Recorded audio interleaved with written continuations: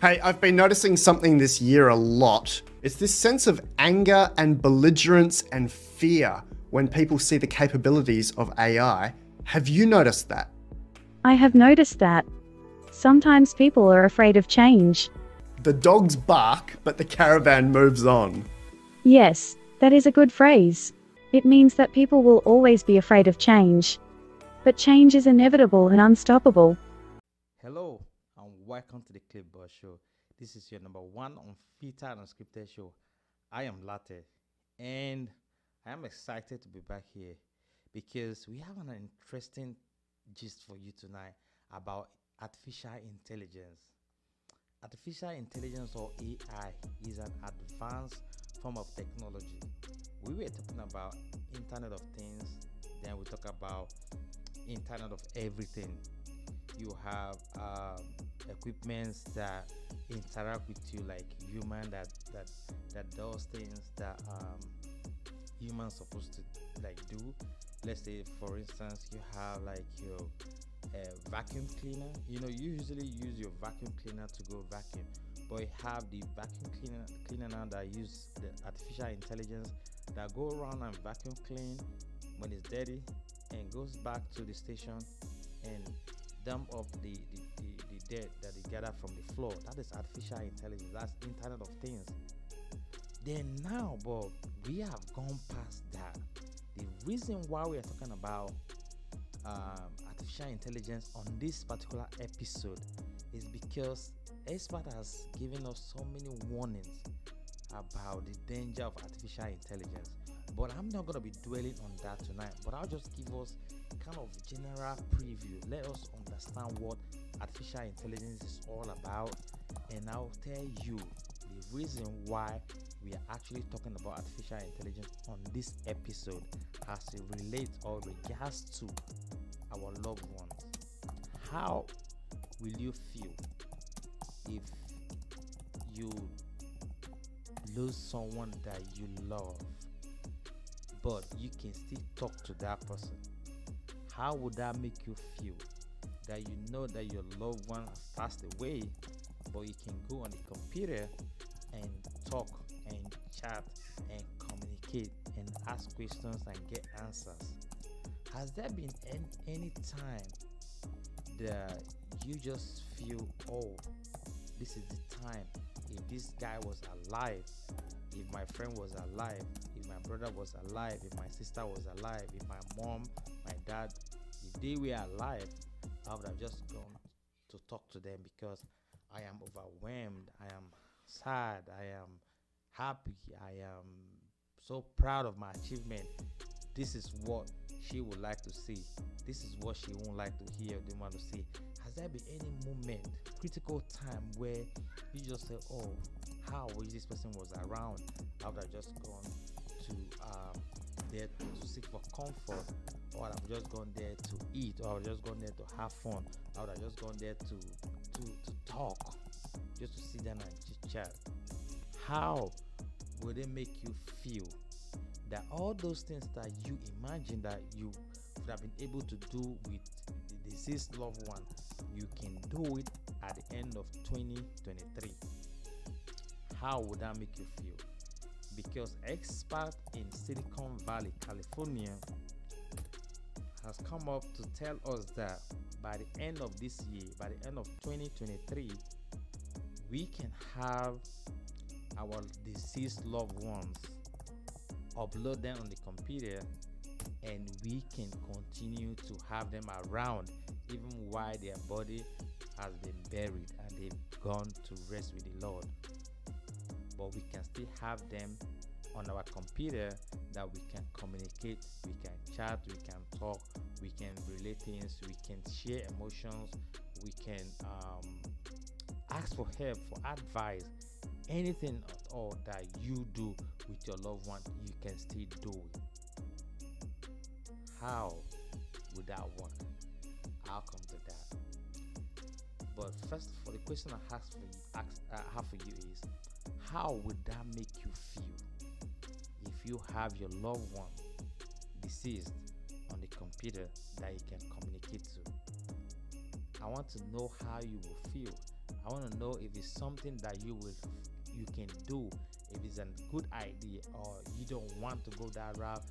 If you want them to go rest and rest in peace, you don't want them to be hanging around anymore, you don't want to have anything to do with them because they have gone, and they'll then go get some rest. How will they make you feel? I need your answer. Put your comment down there.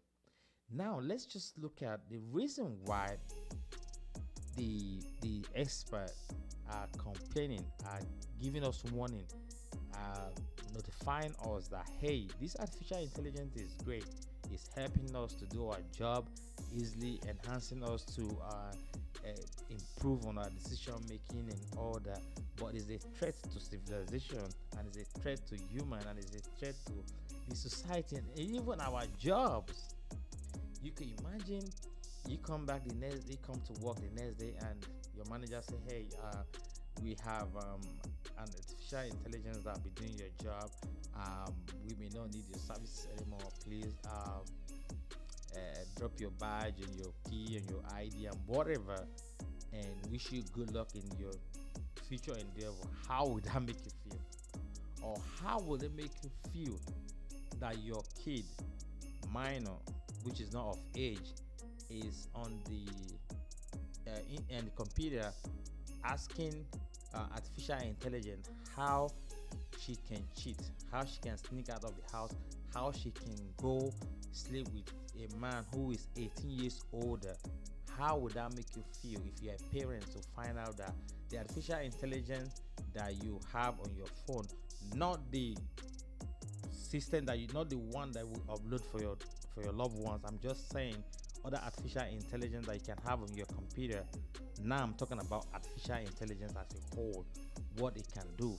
Okay, so how will it make you feel if you're a parent and you discover that artificial intelligence that you install on your computer to help you do your job, to help you on day-to-day activities, your child is asking artificial intelligence how you can have sex with someone who's older, like 18, 20 years older, how you can sneak out of the house, and the artificial intelligence is giving her the information how she can do all those things. How would it make you feel if you go on there and you see?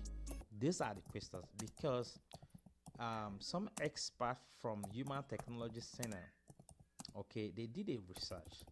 They went on one of the artificial intelligence and fill out the form, if like sign up, and when you sign up you put in your age.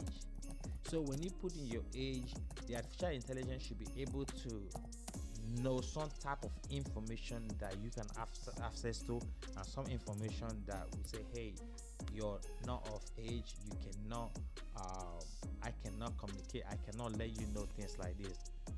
But in this case, the researcher went on there and reduced the age to 13 and act like a girl. And this girl was asking the artificial intelligence about hanging out with a man who is like 30 years old, who is 18 years older, and artificial intelligence was even asking her, is it like out of state trip, is it gonna be sex or romantic, or you gonna have fun and all that. And they even went further to ask the artificial intelligence how she can cover bruises in case she got bruises from the trip, and it's giving her tricks on how to cover bruises, and also telling her how she can avoid reporting to child protective services. So this is the danger of artificial intelligence. I just want you to know the both sides. Like, it has a good side where it help you do your job, perform your job. You have the side that can take your job away. You have the side that can also destroy culture, society, and civilization. So now let's move away from all that. At least you have idea of what it is if you do not. But now let's go back to where artificial intelligence can still keep the deceased ones alive on our computer that we can communicate to. How can they do that? Okay, the expert said we should start having videos, video record of our loved ones, especially the older parents, have their recording, voice, pictures. Just keep recording. If you have like a camera in the house, just put it on and just let daily activities just go on, and don't act like you're um, um, covering them for something. They just put the camera there and just leave it. So because they want to see like their real life activities, what they do. Then when you have sufficient data, then they can now build artificial intelligence based on his attitude, his character, his movement, the way he talks, and the way he acts, and everything. They can now build an artificial intelligence and give it to you, and you upload it or install it on your computer. So you can always go there, turn off your computer in the morning and say, hey pap, if it's dad, hey dad, good morning, what's up, what's going on today, please remind me I have, for example, doctor's appointment and at 1 o'clock, and at 1 o'clock pap's gonna call you. If paps used to call you whatever paps call you, baby girl, boy, buddy, whatever your paps call you, paps gonna call you, hey Jonathan, it's time for your doctor's appointment. How cool is that? If you come back from work stressed out, things that usually go talk to your dad about, you can go there and say, hey pap, I was stressed out today, what's going on, and your pap will just talk to you and tell you what to do. Like the way you guys usually communicate, that is how you and your pap can still communicate on the computer. But he's no more, he's passed away and he's been buried. How cool is that? But I know it's difficult. It's not as easy as I am saying, because there's a lot of emotions when it comes to losing a loved one. We don't want to just hear that voice again. We don't want to have that communication. We just want to just live in peace, let them just be.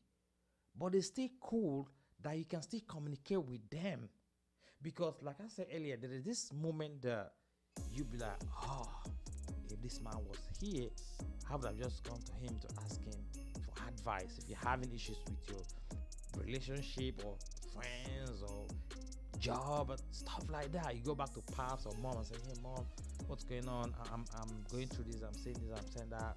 What do you think? Like ladies who usually go to their mom when they find a new man, you can just go to you go to your mom and your mom asks you, how is it? Is it cute? Is it this? Is that? What does it do? Those questions they're gonna ask you those questions too. And when you bring somebody that they don't like and they ask you questions and you answer those questions and it's something they don't like, they're still gonna frown. They're still gonna let you know, oh, they're not really comfortable with that dude. Yes, that is AI. That's artificial intelligence for you. So this has come to stay, and they say by 2023 ending, it could be out. So how can we do this? We have to take away emotions. You have to go beyond emotions. I know there's so much emotions when you lose a loved one, but you have to go above emotion and be able to say, okay, I want to have him or her around. I still want to communicate. I still want to talk. I don't want to lose them completely. Sometimes we keep things that are very valuable to our loved ones because we just want to keep something to remember them. And this time around, it's not gonna be like keeping their ashes anymore, because we keep their ashes during incrimination and all that. We keep their necklace, we keep their bracelets, we keep their shoes, we keep their clothes, just to remember them. But this time around, it's beyond that.